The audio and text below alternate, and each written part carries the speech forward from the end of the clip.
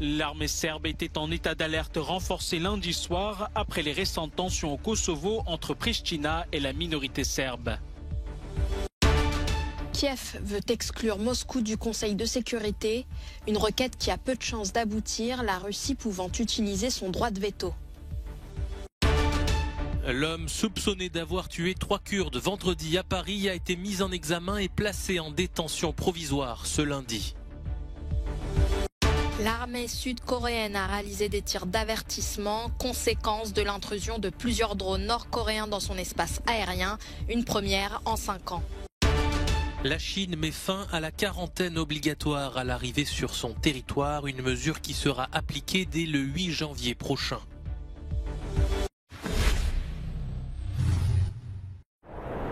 L'armée serbe était en état d'alerte renforcée lundi soir après les récentes tensions au Kosovo entre Pristina et la minorité serbe.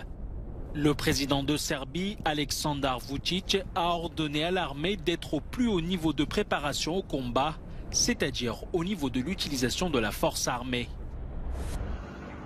Je dois vous informer que nous nous trouvons effectivement dans une situation difficile, mais nous ferons tout notre possible. Nous veillerons à préserver la paix et la stabilité et à protéger notre peuple dans le nord du Kosovo. Quand les Albanais auront été armés et qu'ils auront renforcé leur capacité de combat, je prendrai toutes les mesures nécessaires pour protéger notre nation, pour protéger la Serbie. Dimanche dernier, plusieurs médias serbes ont annoncé qu'il y aurait eu des échanges de tirs lorsque les forces kosovares auraient essayé de démanteler une barricade. Cette information a aussitôt été démentie par la police kosovare. De son côté, la force de maintien de la paix de l'OTAN au Kosovo a annoncé mener une enquête sur les tirs du 25 décembre. Depuis plusieurs semaines, des centaines de Serbes du Kosovo ont érigé des barrages dans le nord du pays pour protester contre l'arrestation d'un ancien policier serbe. La minorité serbe du Kosovo, qui compte au total 120 000 membres, refuse sa loyauté à Pristina avec les encouragements de Belgrade, qui ne reconnaît pas l'indépendance du Kosovo proclamée en 2008. Alors que les combats s'intensifient dans l'est ukrainien, un sommet pour la paix pourrait se tenir à la fin du mois de février avec Antonio Guterres comme possible médiateur. C'est en tout cas le souhait formulé par le ministre ukrainien des Affaires étrangères. Kiev, par la voix de son représentant, a fait savoir dans un communiqué ce lundi son souhait de voir Moscou exclu du fauteuil de membre permanent du Conseil de sécurité. Une requête qui a peu de chances d'aboutir, la Russie pouvant utiliser son droit de veto. Cette demande intervient alors que Moscou vient de subir une attaque de drones ukrainiens dans une base militaire du pays, celle-là même déjà attaquée le 5 décembre dernier. 3 militaires russes ont été mortellement touchés par les débris d'un drone ennemi, a annoncé le ministère russe de la Défense. Les attaques contre cette base sont celles lancées le plus en profondeur sur le territoire russe depuis le début de l'offensive en Ukraine. En parallèle, Vladimir Poutine a approuvé l'octroi de passeports aux habitants des 4 régions ukrainiennes annexées par la Russie, Donetsk, Louhansk, Kherson et Zaporijjia. Une stratégie de russification qui se poursuit depuis les premiers passeports distribués en juin dernier.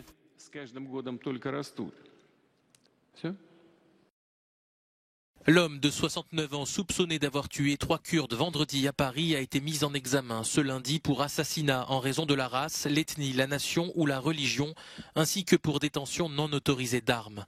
Il a ensuite été placé en détention provisoire. Ce cheminot retraité avait reconnu au cours de sa garde à vue avoir une haine pathologique des étrangers. Son avocat n'a pas souhaité faire de déclaration. Le drame a suscité une vague d'émotion au sein de la communauté kurde qui a rendu hommage aux victimes ce lundi au cours d'une marche organisée à Paris. Des Kurdes qui refusent de croire à une attaque perpétrée par un homme isolé et qui continuent d'incriminer la Turquie. La diaspora kurde garde en mémoire l'assassinat de 3 militantes dans ce même arrondissement parisien en 2013. Selon moi, je ne pense pas du tout que c'était un déséquilibré. Je pense que ça a été planifié. Je pense que c'était, il y a trop d'éléments qui font que c'était planifié, que c'était contre les Kurdes. Et puis il sort et puis 10 jours après, il est déjà armé. Il sait à quelle heure, à quel moment où se rendre. Sans surprise, le gouvernement turc n'a guère apprécié les accusations de la communauté kurde de France. 3 jours après l'attaque, Ankara a convoqué l'ambassadeur de France en Turquie pour exprimer son mécontentement face à ce qu'il considère comme de la propagande anti-Turquie lancée par les cercles du PKK. La riposte de Séoul ne s'est pas fait attendre. L'armée sud-coréenne a réalisé des tirs d'avertissement avec ses avions de chasse et des hélicoptères de combat. Une réponse militaire après l'intrusion de plusieurs drones nord-coréens dans l'espace aérien de son voisin. Une première depuis 5 ans. Un porte-parole de l'armée sud-coréenne ne précise pas pour l'heure si ces drones ont été abattus. Cette violation de notre espace aérien est une provocation claire de la Corée du Nord. Les drones sont petits, 2 mètres à peu près, et ils volaient près d'une zone urbaine. Et l'autre drone se trouvait autour de la zone de Gangwon-do. Notre armée s'est défendue immédiatement. Une incursion qui intervient dans un contexte de tension accrue alors que Pyongyang a réalisé une série d'essais d'armement sans précédent cette année. Du nouveau dans la politique sanitaire chinoise. Dès le 8 janvier, il ne sera plus nécessaire d'être mis en quarantaine à l'arrivée dans le pays. Cette mesure était l'un des derniers vestiges de la politique zéro Covid de Pékin, abandonnée récemment face à une vague de contestation très rare dans le pays. Seul un test négatif de moins de 48 heures sera exigé pour entrer sur le territoire chinois. Ces mises en quarantaine ont isolé le pays et fortement affecté le tourisme. Depuis près de 3 ans, aucun visa touristique n'a été délivré et les liaisons aériennes ont été fortement réduites. Cette décision intervient tout de même en plein rebond épidémique avec des contaminations qui explosent. La bande de Gaza est de nouveau inondée pour la 2e fois cette année. Une première période d'intense pluie avait fait monter le niveau des eaux dans les rues et les maisons de Gaza en novembre. Plus de 280 000 Gazaouis vivent dans des zones inondables d'après un plan de gestion des risques de 2018, soit 1/7 de la population. Le réchauffement climatique est en partie responsable, mais la cause principale provient des infrastructures. La majorité sont insuffisantes pour lutter contre les infiltrations d'eau et le budget nécessaire pour les améliorer est siphonné par les réparations des dégâts liés au conflit avec Israël. Un pont complètement éventré dans le sud des Philippines. Le pays connaît une vague d'inondations sans précédent. Des pluies torrentielles se sont abattues le jour de Noël dans plusieurs localités, comme ici à Oroquieta. Pris au piège dans leur maison ou dans des magasins, les habitants doivent évacuer. Et parfois en pleine nuit. Plus de 45 000 personnes ont pu être secourues par la protection civile, mais 19 autres sont toujours portées disparues. Un pays meurtri donc au lendemain de Noël. Le bilan provisoire 24 heures après le réveillon est d'au moins 8 morts. En octobre dernier, une violente tempête tropicale avait déjà tué 150 personnes.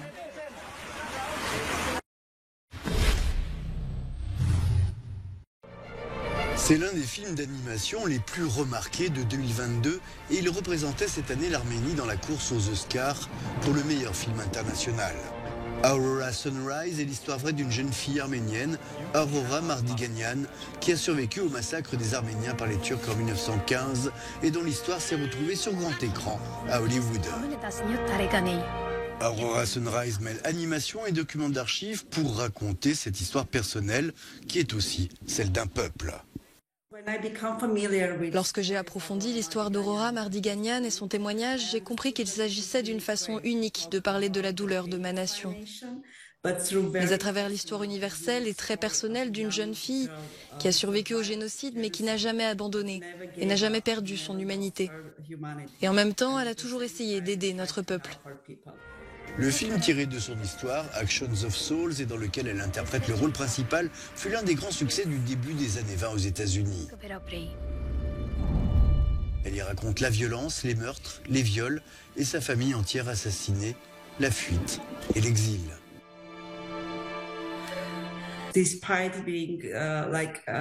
Bien que je parle de sujets lourds comme le génocide, j'essaie toujours de montrer la beauté de la terre et la connexion que mon personnage et nous tous, les Arméniens, avons avec notre terre, avec nos souvenirs et la partie brillante de notre passé.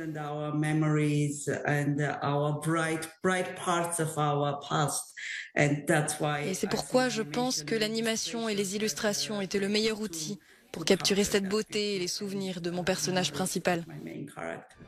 Le film d'une grande maîtrise esthétique est aussi un acte de mémoire pour l'Arménie et remet dans la lumière le parcours d'une femme, Aurora Mardiganian, revenue des ténèbres.